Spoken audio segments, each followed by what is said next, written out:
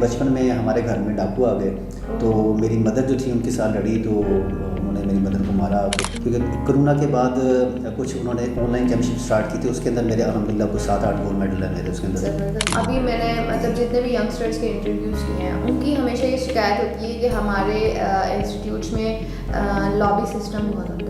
हमारे वैसे भी दो कंपटीशन होते हैं, एक हमारा प्रो का होता है और एक हमारा एमेच्योर होता है। माशाल्लाह पाकिस्तान में काफ़ी वुमेंस ऐसी हैं जो डिफरेंट स्पोर्ट्स में हैं। अस्सलाम वालेकुम नाज़रीन, मैं हूँ आपकी होस्ट ज़ारिया खान और आज हम मौजूद हैं विजन स्पोर्ट्स के प्रोग्राम खेल और खिलाड़ी में।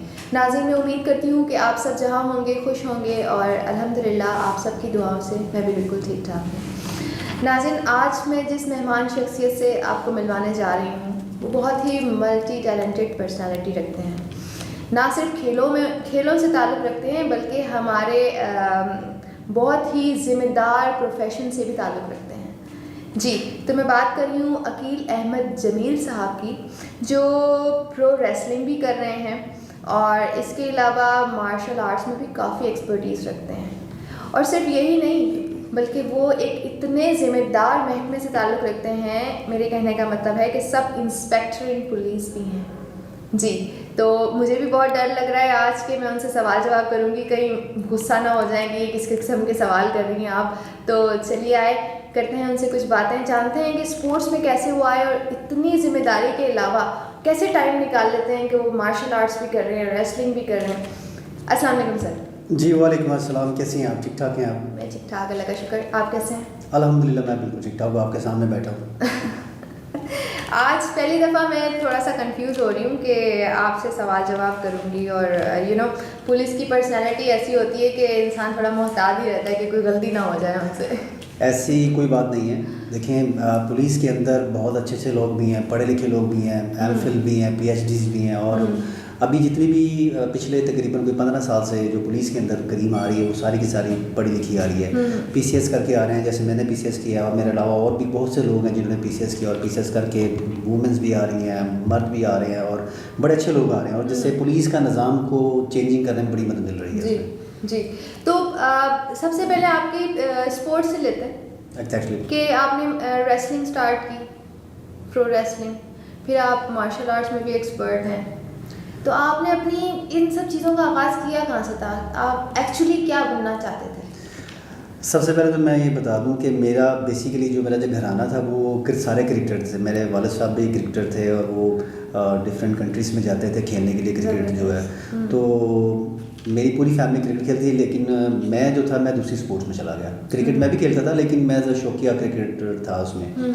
तो मेरी वालदा को शौक़ था कि मैं कोई ऐसी मार्शल आर्ट स्पोर्ट करूँ, लेकिन वो बनी ऐसी सिचुएशन बनी कि बचपन में हमारे घर में डाकू आ गए, तो मेरी मदर जो थी उनके साथ लड़ी, तो उन्होंने मेरी मदर को मारा। तो उसके वेरी नेक्स्ट डे जब वो मदर जो है वो मुझे और मेरे भाई को लेके चले गई अपना एक मार्शल आर्ट क्लब में। अच्छा। तो फिर मैंने वहाँ पे स्टार्ट किया और मैं तो खैर करता रहा, मेरा भाई सेल्फ डिफेंस सीखना चाहिए। एग्जैक्टली, सेल्फ डिफेंस जो है वो बहुत ज़रूरी है। उसके बगैर जो है लाइफ जो है ना वो हम एग्जीक्यूट नहीं कर सकते उसके अंदर। तो उस वजह से वो हमारा एक सिलसिला शुरू किया और वो फिर चलता रहा। साथ साथ स्टडी, मैं छोटा सा था जब मेरी वालदा लेके गई थी, मैं क्लास 7 में था जब मैंने स्टार्ट किया मैंने। अच्छा। तो फिर वो करते रहे। फिर इसके अंदर मैंने डिफरेंट मार्शल आर्ट्स की, मैंने ताइक्वांडो की है, मैंने उसमें ब्लैक बेल्ट सेकंड डाना है। फिर उसके बाद कराटे के अंदर मैं ब्लैक बेल्ट थर्ड डान हूँ। फिर एक जुजुत्सु है मार्शल आर्ट, उसके अंदर मैं ब्लैक बेल्ट हूँ। और इसके अंदर मेरे जो टाइटल्स हैं मेरे पास वर्ल्ड का सिल्वर मेडल है ग्रैपलिंग में, एशियन सिल्वर मेडल है उसमें जुजुत्सु में, और वर्ल्ड मार्शल आर्ट गेम्स में मेरा ब्रॉन्ज मेडल है, वेट रेसलिंग में मेरा ब्रॉन्ज मेडल है। और कराटे के अंदर मैं कितने साल तक मैं नेशनल चैम्पियन रहा हूँ और इंटरनेशनल लेवल पे मेरे वर्ल्ड में, क्योंकि कोरोना के बाद कुछ उन्होंने ऑनलाइन चैम्पियनशिप स्टार्ट की थी, उसके अंदर मेरे अल्हम्दुलिल्लाह कुछ 7-8 गोल्ड मेडल है मेरे उसके अंदर। और बाकी रहा जो रेसलिंग का जो सिलसिला है वो ऐसा है कि बचपन से ही हम लोग रेसलिंग देखते थे, सारी दुनिया देखती थी रेसलिंग के, WWE रेसलिंग चल रही है। तो सडनली बस मेरा एक कैरेक्टर उसके अंदर डेवलप किया गया, उसके अंदर मेरा नाम राउडी काकड़ के नाम से रखा गया। राउडी जो था वो अपने एरिया का एक बदमाश होता है, काकड़ पाकिस्तान की एक कास्ट है जो कि एक बड़ी लड़ाकी, जंगजू और बड़ी मजबूत और कौम है, स्ट्रॉन्ग कौम है। ये पठान में होती है इसमें काकड़ जो है। अच्छा। तो वहाँ से आइडिया लेके थीम बनाया गया, मेरा नाम राउडी काकड़ लिया गया। और क्योंकि मैं एक पुलिस वाला था तो उस वजह से मेरा जो बैकग्राउंड म्यूज़िक था वो भी पुलिस वाला डिसाइड किया। जब मेरी एंट्री होती है तो उसमें मैं बैकग्राउंड में पुलिस का म्यूज़िक चलता और मैं अपने स्टाइल से उसमें माशाल्लाह आपकी पर्सनैलिटी भी ऐसी है राउडी कागर वाली। मैं थोड़ा सा ना, मुझे एक्चुअली मेरा जो करैक्टर है, मैं थोड़ा सा करैक्टर के बारे में बता दूं कि वो ना हील करैक्टर है। इसमें ना रेसलिंग के अंदर एक हील होता है, एक फेस होता है। Okay. फेस उसे कहते हैं जो हीरो होता है, जिसने कभी कोई बेईमानी नहीं करनी थी। लेकिन हील जो करैक्टर है उसका काम ही है कि मैंने बेईमानी करके जीतना, बस जैसे मर्जी हो, डिप्लोमेसी करनी है उसने, जो भी है उसमें। तो मेरा करैक्टर भी एक्चुअली यही था और मुझे अच्छा भी यही लगता था मैं एज विलन उसमें काम करूं।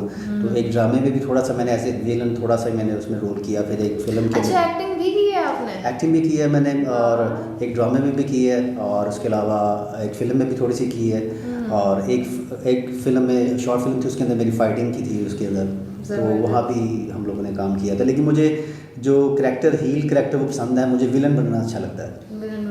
क्योंकि एक स्ट्रॉन्ग पर्सनैलिटी होती है और सारा जो दारोमदार होता है उसके ऊपर चल रहा था। और रेसलिंग भी जो है वो सारी इस हील करैक्टर के इर्द गिर्द घूमती है, क्योंकि आवाम उसको चिल कर रही होती है कि कहाँ पे। अब देखिए ना, अगर मैं एक फेस है हीरो कहते हैं, हीरो को मारूंगा तो लोगों की हमदर्दियाँ जो है वो उसके साथ होंगी, यार ये भी मारे इसको।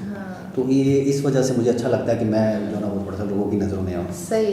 तो घर में भी ऐसे ही हैं आप, मतलब गुस्से वाले और मार कुटाई करने वाले? किसी ने गलत बात की तो एक पंच दे दिया? नहीं, मैं बड़ा पोलाइट आदमी हूँ। मैं पुलिस के अंदर जब होता हूँ तो मुजरिम जितने होते हैं उनके लिए तो मैं बहुत ज़्यादा गुस्से वाला हूँ, लेकिन जो विक्टिम्स होते हैं वो उनके साथ मैं ऐसा ही हूँ जैसे वो मेरे अपने हैं। उनके साथ मिलना, उनके मसले हल करना, जो भी है मेरा ऐसे ही। तो आपके फ्रेंड्स, आपके रिलेटिव्स जितने भी हैं वो तो बड़े फ़ख्र महसूस करते होंगे जब आप उनके साथ कहीं जाते होंगे?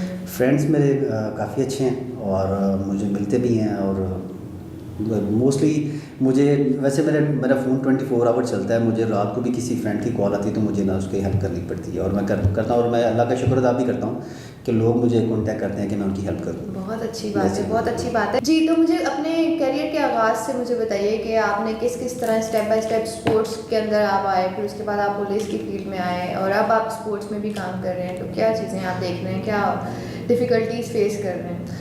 मैंने अपना स्टार्ट लिया था एग्जैक्टली PTCL से। उसमें एज गोलकीपर था मैं, उसमें गोलकीपर भी था, उसके साथ मैं फील्ड वर्क भी PTCL का कर रहा था। फिर वापडा में चला गया, वापडा की स्पोर्ट्स की कराटे टीम थी उसमें चला गया। उसके बाद फिर रेलवे पुलिस में चला गया, उसकी कराटे टीम में काम करना शुरू किया। फिर मैंने वहाँ से फिर निकला, मुझे पंजाब पुलिस ने ऑफ़र किया मुझे कि आप हमारे पास आएँ। वहाँ आया तो एज स्पोर्ट्समैन आया था, उसमें फिर मैं काम भी करता रहा। फिर 2009 में मैंने PCS किया, मैंने PCS करके फिर मैं उसमें इंटेक्ट हो गया ASI। फिर उसी तरह मैं फील्ड वर्क भी करता रहा, साथ साथ स्पोर्ट्स भी करता रहा। तो टफ़ टाइम था उसमें, क्योंकि पोस्टिंग मेरी थाने के अंदर थी। वो थाने में जो टाइम ज़्यादा होता है, लेकिन फिर भी फ़िटनेस के लिहाज से मैं कंप्रोमाइज़ नहीं करता था। वो मेरे लिए भी करना ज़रूरी था, मैंने उसी तरह कंटिन्यू रखा और फिर करता रहा इसी तरह। फिर लास्ट टाइम मैंने फिर ज्वाइन किया, मैंने ग्रैपलिंग फेडरेशन जो है वो मैंने ज्वाइन की। तो उसके लिए फिर मुझे बाहर भी खेलने के लिए गया। वहाँ पर जैसे मैंने बताया कि मैं उसमें वर्ल्ड में सिल्वर मेडल लेकर आया। तो पाकिस्तान में फिर हम लोगों ने उस पर वर्किंग स्टार्ट की। हमने फेडरेशन बनाई, ग्रैपलिंग फेडरेशन ऑफ पाकिस्तान। और अल्हम्दुलिल्लाह हमारी जो फेडरेशन इस वक्त पाकिस्तान में सबसे बड़ी फेडरेशन है, जिसमें 100+ क्लब्स हैं, जिसके अंदर जो हमारे पास इस वक्त रजिस्टर्ड है। तो वो उसके अलावा तकरीबन हर प्रोविज़न्स में, उसके अलावा फेडरल एरिया, आज़ाद कश्मीर, तमाम जगह पे इनके जो डिफरेंट सिटीज़ हैं उनके अंदर हमारी जो ना ये फेडरेशन काम कर रही है उसमें। और अभी इंशाल्लाह हमारा प्लान भी आगे ये है कि जो हमारी अपकमिंग नेशनल चैम्पियनशिप है उसको हम इंशाल्लाह करेंगे। और मुझे यकीन है कि उसमें तकरीबन 600 या 700 लोग उसमें पार्टिसिपेट करेंगे उसमें। क्योंकि हमने जो लास्ट हमने नेशनल करवाई थी उसमें तकरीबन 400 या 500 करीब हम बच्चे और उसमें लड़के और लड़कियाँ थी उसमें। अच्छा, तो आपको क्या लगता है कि हमारी जो स्पोर्ट्स की फील्ड है इसमें जो प्रॉपर इंस्टीट्यूट्स बने हुए हैं, इनिशियल स्टेज पे जब यंगस्टर्स आते हैं, पार्टिसिपेट करते हैं, ट्रेनिंग्स ले रहे होते हैं, तो प्रॉपर इक्विपमेंट्स, प्रॉपर इंस्टीट्यूट्स इनको मिलते हैं? क्या वहाँ से इनको इनिशियल स्टेज पे कोई फाइनेंशियल सपोर्ट मिलती है? अच्छा, ऐसा है कि देखिए कोई भी स्पोर्ट्स है ना, कोई भी स्पोर्ट्स लेने पहले आपको अपने ऊपर खर्च करना चाहिए। मैं ये कहता हूँ, मेरा ही मानना है। मैंने जैसे स्टार्ट में अपने ऊपर खर्च किया और आज अल्हम्दुलिल्लाह मैं बैठा हूँ। मैंने अपने शौक़ की खातिर हर चीज़ किया गया। मोस्टली लोग ना अक्सर यही कहते हैं कि जी देखें जी मुझे स्पोर्ट नहीं है, मुझे फलान नहीं स्पोर्ट नहीं कर रहा, मुझे गवर्नमेंट नहीं। कुछ लोग ऐसे फैमिली से आते हैं ना जो अफोर्ड नहीं कर सकते, उसके लिए लेकिन उनके अंदर टैलेंट तो होता है। मैं वही बात कर रहा हूँ। हमारे लाहौर में, मैं लाहौर की बात कर रहा हूँ, लाहौर में भी कुछ ऐसे टीचर्स हैं, ऐसे क्लब्स हैं जैसे मेरे पास भी आते हैं। हम उनको खुद हर चीज़ प्रोवाइड करते हैं, उनको इक्विपमेंट्स भी देते हैं, उनको ट्रेनिंग भी देते हैं, पर्सनल ट्रेनिंग भी देते हैं, उनको हम तैयार करते हैं। और जब हम उनको उनके लिए इतना करते हैं, वही लोग आगे जाके फिर जो ना वो नाम भी रोशन करते हैं। जी बिल्कुल। तो जिनके पास ऑलरेडी सहूलतें होती हैं वो तो खैर करते ही करते हैं, वो तो उनको तो कोई इशू नहीं है, लेकिन जिनके पास नहीं होती हैं उनको हम खुद प्रोवाइड करते हैं उसमें। और बहुत सी जगह ऐसी हैं जहाँ पे हमारे अब स्पेशली आप मिडिल क्लास फैमिलीज़ और जो उससे नीचे वाले लोग हैं जिनको शौक़ है वो आते हैं, वो कहते हैं हमने बनना है। अभी पाकिस्तान में इस वक्त सबसे ज़्यादा दो फेडरेशन ज़्यादा यानी कि काम कर रही हैं। एक MMA फेडरेशन और दूसरी हमारी ग्रैपलिंग फेडरेशन जो है, इसमें सबसे ज़्यादा इन्हीं में लोग आ रहे हैं। बाकी जितनी मार्शल आर्ट की स्पोर्ट्स हैं वो तकरीबन डाउन जा रही है, उसमें लोग नहीं जाना चाह रहे। उसमें जितनी भी रिचेस्ट फैमिलीज़ हैं वो भी सारी इन्हीं दो स्पोर्ट्स के बारे में जब भी किसी जिम में जाएंगे वो ये पूछेंगे कि हमें MMA करनी है, हमें ग्रैपलिंग करनी है। तो इसी के ऊपर सारा वो दारोमदार वो चल रहा है उसके ऊपर। सही है। तो जो आजकल के यंगस्टर्स हैं, अभी मैंने मतलब जितने भी यंगस्टर्स के इंटरव्यूज़ किए हैं उनकी हमेशा ये शिकायत होती है कि हमारे इंस्टीट्यूट्स में लॉबी सिस्टम बहुत होता है। मैं इस क्या चीज़ ये से बात सच है? नहीं, मैं इस चीज़ से एग्री नहीं करता। देखिए टैलेंट होता है और मेहनत होती है। एक आदमी है, अब दो लड़के हैं, एक बंदा बहुत ज़्यादा मेहनत करता है और वो अपना गोल सेटिंग कर लेता है जी मैंने इस साल नेशनल चैंपियन बनना है। उसका गोल है, उसमें वो दिन रात ट्रेनिंग करेगा जब भी उसे टाइम मिला ट्रेनिंग। और एक बंदा है वो आया कि अच्छा यार चलो फिटनेस ही कर लेते हैं, कभी आ गया कभी नहीं आया। नहीं, कोई फेवरेटिज्म भी है, होता है? नहीं ऐसा नहीं है, टीचर्स का कोई फेवरेट है तो बस उसी को ज़्यादा ग्रूम अप किया जाता है? नहीं। हाँ, इतना हो सकता है कि एक ही वेट में दो लड़के आ जाएं और दोनों अगर सेम होंगे तो वहाँ पे थोड़ी क्लैश ये होता है कि उन दोनों के ट्रायल्स होते हैं। फिर उन दोनों के जब ट्रायल्स होंगे, ट्रायल में जिसकी टेक्निक्स अच्छी होगी, जिसका स्टेमिना अच्छा होगा, पावर अच्छी होगी, स्ट्रेंथ अच्छी होगी, तो फिर हम उसको भी आगे लेके जाएंगे, उसको प्रेफर करते हैं। तो मैं नहीं समझता कि ऐसा होता है कि फेवरेटिज्म नहीं है। फेवरेटिज्म वहाँ पे होता है जैसे हमारी कुछ फेडरेशंस हैं उसके अंदर फेवरेटिज्म होता है, उसके अंदर उसमें कुछ डिपार्टमेंट्स को ऊपर लाने के लिए जो है ना वो फेवरेटिज्म चलता है। लेकिन हमारी जो स्पोर्ट्स है स्पेशली ग्रैपलिंग जो है, इसके अंदर जिसके अंदर टेक्निक्स, जिसके अंदर पावर स्ट्रेंथ, वही बंदा कामयाब है। इसमें वो बंदा नहीं कह सकता कि जी मैं पैसे लगा के आ रहा हूँ, ऐसा नहीं हो सकता। ऐसा नहीं, आपको परफॉर्म करना पड़ेगा। परफॉर्म करना है, उसने परफॉर्म करना है तो एग्जैक्टली उसने जीतना है तो उसने जीतना है उसने, अदरवाइज़ नहीं। हमारे वैसे भी दो कंपटीशन होते हैं, एक हमारा प्रो का होता है और एक हमारा एमेच्योर होता है। प्रो में हम लोग जो है उसमें न्यू ड्यूरेशन फाइट करवाते हैं, उनका ड्यूरेशन नहीं होता उसमें। लेकिन जो एमेच्योर होती है उसका हमारा ड्यूरेशन 3 मिनट 4 मिनट 5 मिनट का होता है उसमें। तो ये फाइट्स में हम लोग करवा रहे हैं और अल्हम्दुलिल्लाह काफ़ी चला। और हमारा आगे जो प्लान है हमारे जो नेक्स्ट ईयर के वो बहुत ज़्यादा प्लान है। उसमें हमारे जैसे अभी हमारे मैं आपको बताना चाह रहा हूँ कि हमारे एक मास्टर आ रहे हैं उधर से अमेरिका से। वो पूरी दुनिया में इतने फेमस हैं, ब्लैक बेल्ट 4 डान हैं, प्रोफेसर हैं वो। और जापान उन पे वैसे भी वीडियो गेम बना रहा है उनके ऊपर ना, उसके ऊपर। तो वो पाकिस्तान आ रहे हैं इस पर सिर्फ़ और सिर्फ हमारे लिए। अच्छा। और ये दुनिया का वाहद मास्टर मैंने देखा है कि जो सारे पैसे खुद खर्च करके आ रहे हैं। नहीं तो जितने भी हम इससे पहले जितने भी मास्टर आते रहे हैं, चाहे वो जैपनीज़ हैं या जिधर के भी हैं, तो वो लोग ना पैसे मांगते हैं मौके पे, हमें आप पे करें, हमें टिकट्स दें, हमें होटलिंग दें, हमें ये करें वो करें। तो लेकिन ये आदमी जो है ये इसने क्योंकि हमारे सारे इवेंट्स देखता है हमारे और हमारी पोस्टें देखता है, हमारी काफ़ी ज़्यादा पोस्टें चलती हैं, तो वो उससे बहुत इंस्पायर है। तो एक्चुअली हमारे इदारों को ऐसे लोगों की ज़रूरत है। एग्जैक्टली मैं उस बंदे पे हैरान। देखें अमेरिका से 2 आदमी आएंगे यहाँ पाकिस्तान, तो पाकिस्तान आने पे अगर वो बिज़नेस क्लास भी अगर यूज़ कर, उसने कहा कि मैं बिज़नेस क्लास से आऊँगा, तो मेरे ख्याल में $5,000 या $6,000 सिर्फ उन 2 आदमी की टिकट्स बनेगी, रिटर्न टिकट बनेगी। फिर उसने रहना भी 5 स्टार होटल में है, तो उसका भी आपको पता है कि अगर हम BC की बात करें तो वो कहाँ तक पहुँच जाता है। एक नाइट जो है उसने यहाँ पाकिस्तान में उसने 25 डेज़ उसने एक्सपेंड करना है। उसका हमने पूरा स्केड्यूल तैयार कर लिया। उसने जो मैंने रफली जो एग्जैक्टली उसके लिए बनाया था ना एस्टिमेटेड जो प्रपोजल तैयार की थी मैंने, वो तकरीबन 14 करोड़ की बनती है। वो बंदा पाकिस्तान में 14 करोड़ खर्च करेगा यहाँ पे। वो यहाँ पे आके पाकिस्तान के तमाम सूबे में जाएगा, तमाम लोगों को ट्रेनिंग देगा, फ्री ऑफ कास्ट ट्रेनिंग देगा। जो ट्रेनिंग हम पाकिस्तान से बैठ जाके लोगों से वहाँ से हासिल करते हैं, पैसे पे करते हैं बेल्ट्स लेने के लिए या जो भी है, वो बंदा पाकिस्तान में हमें फ्री ऑफ कास्ट ट्रेनिंग देगा। ये तो बहुत अच्छी बात है। बिल्कुल एग्जैक्टली। तो वो हमारे मास्टर हैं, जानी गारसी उनका नाम है, और वो पाकिस्तान आएंगे और इंशाल्लाह हम आपके जो प्लेटफॉर्म पे भी लेकर आएंगे, उनके जी, इंटरव्यूज़ बिल्कुल करवाएंगे ज़रूर, ज़रूर। और हम लोग आपको अपना मीडिया पार्टनर भी बनाएंगे अपनी फेडरेशन में, और साथ साथ चलेंगे जहाँ जहाँ भी हमारे इवेंट्स होंगे हम आपको साथ लेके चलेंगे। जी, ज़रूर, बिल्कुल। तो क्योंकि इसका एक चीज़ जो मैं आपको बताना चाहता हूँ कि मैंने अभी तक फ़िलहाल जितने भी इंटरव्यूज़ दिए हैं, जितने भी चैनल्स पे गया हूँ या जितने भी हैं, वो सारे जितने भी हैं वो लिंक्ड बेस पे आपसे कॉन्टैक्ट करते हैं। यानी कि अगर मेरा आपसे कोई लिंक है तो आप कॉन्टैक्ट करते हैं। लेकिन फ़िलहाल अभी आपका वाह चैनल देखा मैंने कि जिन्होंने लिंक बेस पे मुझसे कॉन्टैक्ट नहीं किया, जस्ट मैंने एक मैसेज डिलीवर किया और उन्होंने मुझसे कॉन्टैक्ट कर लिया। तो इसलिए मुझे थोड़ा सा इनका स्टाइल थोड़ा सा अच्छा लगा मुझे कि ये लोग हमारे साथ अच्छे तरीके से चल सकते हैं और उनके अंदर वो चीज़ नहीं है कि आप जैसे सुनने में अक्सर आपने मैं सॉरी सही मैं कहना चाहता हूँ, अक्सर मैंने सुना है कि वो कहते हैं जी जो मीडिया वाले हैं जी वो उस पर एनवेलप्स पे चलते हैं, लेकिन एज मैंने ये फ़िलहाल एज सच ऐसे कोई नहीं देखा मैंने यहाँ नहीं बिल्कुल। यहाँ पे आप बाज़ दफ़ा तो ऐसा होता है कि आप प्रोग्राम्स में जाएं, आपसे कहा जाता है जी आपने लिमिटेड इस टॉपिक पे बात करनी है, यस यहाँ बोलना है, नो यहाँ बोलना है, इस सेंसिटिव टॉपिक पे बात नहीं करनी। लेकिन हमारा बेसिकली मोटो ये है कि हम चाहते हैं कि आप खुल के बोलें और जो एक्चुअल प्रॉब्लम्स हैं जो अभी मौजूदा सिचुएशन के हिसाब से आपके इंस्टीट्यूट्स में, चाहे वो आपके पुलिस इंस्टीट्यूट है या आपके स्पोर्ट्स के इंस्टीट्यूट्स हैं, तो आप उसको बताएं ताकि हमारे देखने वालों को भी इस बात की अवेयरनेस हो कि हमारे मुल्क में चल क्या रहा है। बिल्कुल ऐसा ही है, बिल्कुल ऐसा ही है, होना ये चाहिए। अब जैसे अब मैंने जो प्लान एक सेट किया, जैसे अभी हम ना सेल्फ डिफेंस जो है ना वो हम उसको प्रमोट कर रहे हैं इस वक्त, और उसमें ये वैसे भी हमारे ना मौजूदा सीएम का जो है ना उनका ये कहने की उनकी सोच है कि वुमेंस के हवाले से वो बड़ी पॉजिटिव है। उन्होंने ये सोचा हुआ है कि वुमेंस को ना एम्पावर होना चाहिए, उनको सेल्फ डिफेंस आना चाहिए, उनको हैरासमेंट नहीं होना चाहिए कि वो अगर वो रोड पे अकेली जा रही हैं तो उनको सेल्फ डिफेंस आता हो तो किसी बंदे की जरूरत ना हो कि वो उसको दम कर सके। मैं बिल्कुल अभी इसी टॉपिक पे आने वाली थी, आपने खुद ही स्टार्ट कर दिया। तो आप बताएं कि वुमेंस एम्पावरमेंट के हवाले से आप क्या कहते हैं कि जैसे आपकी मार्शल आर्ट्स की फील्ड है, टेक्वांडो है, ये सब चीज़ें हैं, यहाँ पे खवातीन भी बहुत अच्छी पार्टिसिपेशन कर रही हैं और काफ़ी नाम रोशन कर रही हैं नेशनल लेवल पे भी, इंटरनेशनल लेवल पे।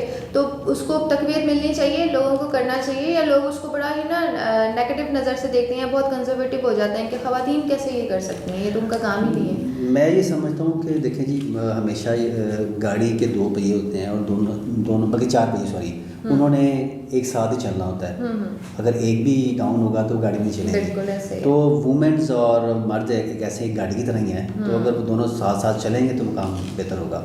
और माशाल्लाह पाकिस्तान में काफ़ी वुमेंस ऐसी हैं जो डिफरेंट स्पोर्ट्स में है, मार्शल आर्ट के अलावा डिफरेंट स्पोर्ट्स में आप देखें जो पाकिस्तान से बैठ जाती हैं। अभी ये वाला साल जो स्पेशली 2024 पाकिस्तान के लिए बहुत ज़बरदस्त मेरे हिसाब से है। जैसे ओलंपिक में अर्शद नजीम ने गोल्ड मेडल हासिल किया, उसके अलावा पाकिस्तान के कितनी ही मार्शल आर्ट्स की मैंने देखी हैं जिसमें ख़वातीन ने और मर्दों ने दोनों ने पाकिस्तान के लिए भी मेडल्स हासिल किए इस साल के। अगर आप देखें जिसमें ताइक्वांडो है, किक बॉक्सिंग है और भी कई ऐसी मार्शल आर्ट है जिसके अंदर उन्होंने पाकिस्तान के लिए गोल्ड मेडल हासिल किया, ये खास तौर पर भी है।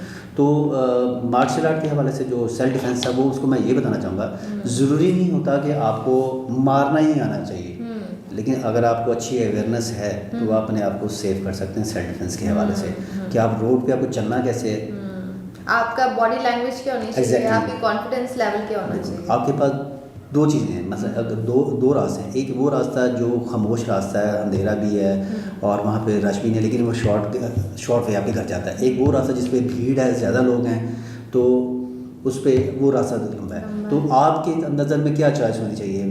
मैं अगर आपसे क्वेश्चन करता हूँ तो आप कौन सा? अगर एक गरीब सहमी सी औरत होगी तो वो लंबा रास्ता चूज़ करेगी, लेकिन कहेगी कि मैं रश में से चली जाऊँ ताकि मैं सेफ। एग्जैक्टली, ये अवेयरनेस है कि देखें कि जहाँ रश में से जाएगी वो सेफ है, कोई लोगों से तंग नहीं करेंगे।